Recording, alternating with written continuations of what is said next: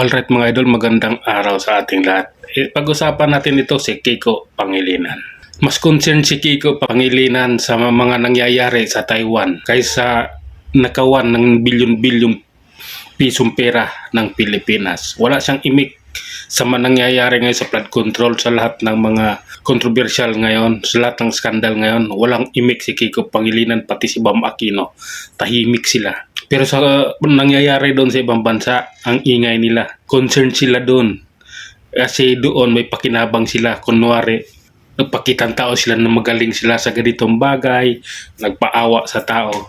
Pero sa nangyayari sa Pilipinas, tahimik sila. Wala silang ginawa dahil alam naman natin na pag mag-ingay sila, wala rin silang makukuha dahil ang susunod lang kalaban ay si BP Sara eh. Sa 2028, si BP Sara na yung makakalaban nila. Eh ngayon, pag mag-ingay sila, ganyan. Kaya itong senador na ito si Kiko Pangilinan, si Bam Aquino, ito yung mga senador ng mga walang kwenta. Ito yung mga senador na kumukuha lang ng pira sa kaban ng bayan. Sila yung mga senador na hindi natin binoto pero nanalo.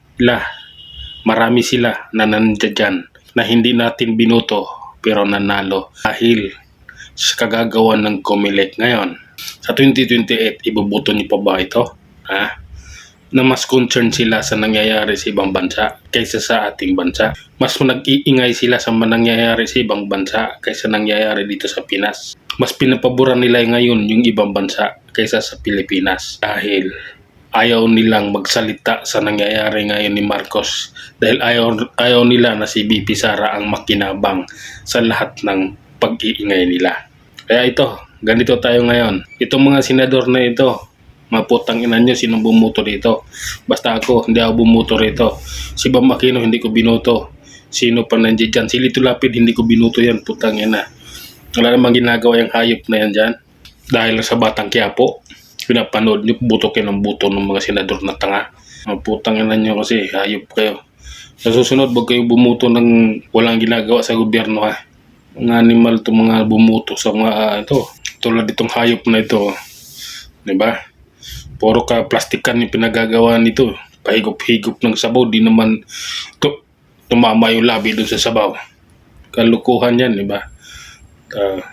Ito ang halimbawa na senador na hindi dapat binoboto. Itong taong ito, tandaan ninyo yan ha. Sa sunod na eleksyon. At sana bago dumating ang sunod na eleksyon, matanggal na ito sa pagkasenador. Mapalitan ito. Dahil alam naman natin tuloy-tuloy yung bilangan ng COMELEC ngayon dahil sa protest ng mga nakaraang eleksyon. Sana bago dumating yung panahon na yon ng 2028 ay matanggal na ito pagkasenador. Yun lang mga idol, hanggang sa muli. Maraming salamat.